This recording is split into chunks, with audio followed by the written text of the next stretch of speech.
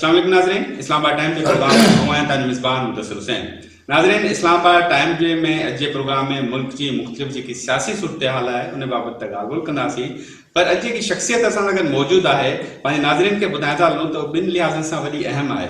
हिन वक़्तु जेकी ॻाल्हि हले थी त आसिफ अली ज़रदारी सियासत मुफ़ाहमत जो बादशाह आहे, पर इन शइ खे बि नज़रअंदाज़ नथो करे सघिजे त गुज़िरियल जेके 5 साल पीपल्स पार्टी दौरे हुकूमत रही उन में मुफ़ाहमत में हिकु वॾो अहम किरदारु रहियो रहमान मलिक साहब जो, जेको अॻूणो घणो वफ़ाक़ी वज़ीर बि रहिया 5 साल ताईं. इन सां गॾोगॾु मुख़्तलिफ़ अहम उहिदनि ते बि फ़ाइज़ रहिया आहिनि रहमान मलिक साहब. उन्हनि सां जी जेको प्रोग्राम आहे उन में ख़ुसूसी गुफ़्तगू कंदासीं. बहुत बहुत शुक्रिया मलिक साहब, आपने अपना कीमती वक्त दिया सर. अस्सलाम वालेकुम सर, आपकी वसातत से तमाम सिंधी बहन भाइयों को सलाम, और यही अर्ज़ करूँगा कि सिंध हमारा एक बहुत ही दिल का टुकड़ा है पाकिस्तान के लिए, और जो सिंधु सिविलाइजेशन है, अगर आप सारी डिटेल से स्टडी करें तो आप पूरे पाकिस्तान में जो सिविलाइजेशन है सिंधु देश की जी वो सबसे अहम है. बिल्कुल बिल्कुल. मलिक साहब, बातचीत का सिलसिला शुरू करेंगे. इस वक्त जो सियासी सूरत-ए-हाल, जो पूरा सिनेरियो आपके सामने है इस वक्त, अगर सारी नज़रें हैं, अगर हुकूमत के खिलाफ किसी सियासी पार्टियों की सारी नज़रें हैं तो पीपल्स पार्टी के ऊपर नज़रें हैं, और आप पीपल्स पार्टी के सीनियर तरीन रहनुमा हैं. इन सारी सूरत हाल में अब पीपल्स पार्टी पर सारी अवाम की नज़रें, सियासी पार्टियों की नज़रें, आप अपने तौर पे क्या सजेस्ट करना चाहेंगे पीपल्स पार्टी को? आपके ख्याल में इस वक्त क्या रोल अदा करना चाहिए पीपल्स पार्टी को? देखिए सर, बात यह है कि पीपल्स पार्टी ने हमेशा पाकिस्तान के लिए, सिंध के लोगों के लिए, बल्कि पूरे पाकिस्तान के सारे प्रोविंसेस के लिए एक बड़ा अच्छा रोल अदा किया. इसलिए आप हमेशा कहते हैं कि पीपल्स पार्टी सारे सूबों की जंजीर है जी, और ये फैक्ट है कि वो जंजीर है, क्योंकि जब भी कोई मुश्किल वक्त आता है तो पाकिस्तान पीपल्स पार्टी हमेशा कुर्बानियाँ भी देती है, आगे भी बढ़ती है. और थोड़ा सा क्योंकि कुर्बानियों का जिक्र आ चुका है तो मैं ये ज़रूर कहूँगा कि मोहतरमा बेनज़ीर शहीद साहब की कुर्बानी, भुट्टो शहीद साहब की कुर्बानी, हमारी हुकूमतों की कुर्बानी, फिर उसके बाद जो मुझे अफसोस होता है कि इतनी कुर्बानियों के बावजूद हमें ये ताना दिया जाता है कि पीपल्स पार्टी जमहूरी नहीं है. परसों भी ताना एक पड़ा और गलत है. पाकिस्तान पीपल्स पार्टी से बेहतर और बड़ा जमहूरियत पसंद कोई इदारा नहीं है, कोई बड़ी कोई पार्टी नहीं है. जी, हमारा रोल बहुत बेहतर रहा, पहले सारी पार्टियों से ज्यादा रहा. अगर आप देखें तो आसिफ अली ज़रदारी साहब ने 18वीं तरमीम दे के सारी की सारी अपनी पावर्स, बहसीयत प्रेसिडेंट जी वो मुंतकिल कर दी पार्लियामेंट को, और ये देखने की और ये सोच एक पैदा की कि सारे सूबों को हम इम्पोर्टेंस दे रहे हैं. NFC अवार्ड से लेकर सारी चीज़ों में हुकूमत की जो फेडरेशन लेवल पे पार्टिसिपेशन का जो एक अंदिया दिया और एक लाइन दी, एक गाइडलाइन दी, वो आसिफ अली ज़रदारी साहब ने दी. अच्छा मलिक साहब, क्या यही वजह तो नहीं है कि जो पीपल्स पार्टी इस्तीफों के मामले पे पीछे हट रही है कि जमहूरियत मजबूत हो, इस्तीफे देंगे तो जमहूरियत? यह है कि साईं आसिफ ज़रदारी सुठो कारीगर है, सियासी कारीगर है, और वो जो सियासत खेलते हैं और जिस अंदाज से वो अपनी गोटी चलाते हैं, शायद मेरे से और भी शायद कुछ लोग समझते हैं, लेकिन मैं उनकी सियासत की का गर्विदा भी हूँ. बस सर, सियासी मफाहमत तो आपने भी नहीं, मैं तो उन्हीं का शिगिर्द हूँ ना. अच्छा, आप शिगिर्द हैं. मैं उनका शिगिर्द हूँ, और वो जो मैंने कहा है ना, वे को एक सियासी सुठो मानू है, सुठो लीडर है, उनकी सोच में लीडरशिप है. वो आपको बात करते करते सोचते नजर आएंगे, लेकिन उनके पीछे जो कंप्यूटर चल रहा होता सियासत का, वो बड़े कम लोग समझते हैं. अब आ जाए आपके इस्तीफे क्यों नहीं दिए. जी देखें, अगर आप किसी पार्टी का, किसी इत्तेहाद का हिस्सा होते हैं तो फिर सबको साथ लेके चलना पड़ता. हर की अपनी सजेशन थी. वहाँ डिक्टेटरशिप तो नहीं है कि you do this and you do this, ये नहीं होता. वहाँ पे आप अपना मौक़िफ़ देना होता है. और ज़रदारी साहब ने बिल्कुल ठीक किया ये कह कर के ہم استعفے نہیں دیں گے اس لیے کہ ہماری CEC کی میٹنگ نے منع کیا ہے، اور اس کا میں خود گواہ ہوں، اس سینٹرل ایگزیکٹو کمیٹی کا میں بھی سینئر ممبر ہوں، اور اس میں یہ بالکل فیصلہ ہوا تھا، اور فیصلہ بھی یونینیمس ہوا تھا، سب نے کہا کہ نہیں، ہم استعفے ہم کو نہیں دینے چاہیے۔ اور جو وہاں ڈسکس ہوا بیک گراؤنڈ تھی وہ میں واضح نہیں کرنا چاہتا، لیکن ان کا یہ حق تھا کہ بھی کیونکہ CAC نے فیصلہ کیا ہے مجھے CAC کے پاس جانا ہے۔ اب دیکھیں ان کی سیاست جو ہے، اگر آپ غور سے دیکھیں تو انہوں نے ابھی بھی PDM کو سپیس دیا ہے اور پاکستان کی پوری سیاست کو سپیس دیا ہے کہ یہ 10-15 دن ہیں بھائی، ہم نے کہا ہے آپ آئیں، کوئی پرپوزل لے کے آئیں، کوئی تدبیر لے کے آئیں، اور اس سیاسی سپیس میں پاکستان پیپلز پارٹی بہت بہتر سیاست کھیل سکتی ہے۔ ویسے بطور CAC کے ممبر آپ اپنی ذاتی رائے کے مطابق کیا استعفے دینے چاہیے ان حالات میں؟ میرے خیال سے نہیں دینے چاہیے، جو اس وقت حالات ہیں ہمارے، اور اس کے جو پیچھے جمہوریت کی مضبوطی کا معاملہ ہو سکتا ہے، یا جمہوریت کی مضبوطی بھی ہے، اور ایک اصول بھی ہوتا ہے کہ آپ کنونس کریں کیوں دیں استعفے۔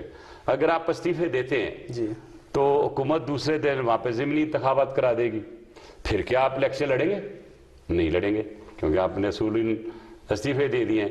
اور وہ یاد ہے جماعت اسلامی کے امیر بھی کہتے تھے، وہ جنہیں جو وقت ایک حکومت آئی تھی اور اس وقت آپ کو یاد ہے کہ بہت سے لوگوں نے الیکشن نہیں لڑا تھا اور بعد میں پچھتاتے تھے۔ اور ایک اور میں آپ کو بتاتا ہوں، جب ہم باہر سے آئے تھے، یہ ایک میں ہسٹوریکل واقعہ بتا رہا ہوں، جی ضرور، میاں صاحب اگر سن رہے ہیں تو ان کو بھی، مریم صاحبہ بھی سن رہی ہوں، کہ ان کے بھی علم کے لیے میں اضافے کے لیے عرض کر رہا ہوں۔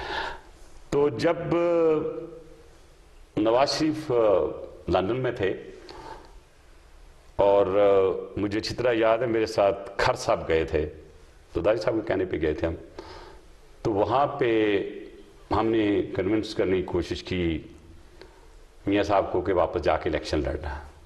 انہوں نے ایک بہت بڑی پنجابی میں جیسے قسم ہوتی ہے، انہوں نے کہا، یہ سر مشرف طور کی بات بتا رہے ہیں آپ؟ جی ہاں بالکل، کہ ہم واپس جا کے الیکشن نہیں لڑیں گے، یہ ان کا موقف تھا۔ ہم نے کچھ کوشش کی، بہرحال ہم ایک آئیڈیا چھوڑ کے آ گئے۔ اس کے بعد جب واپس تشریف لائے، اور اسپیشلی جب محترمہ نے آنا تھا، اس سے پہلے سعودی گورنمنٹ کے بڑے اہم رائل فیملی کے ممبر آئے، اس میٹنگ میں بھی تھا۔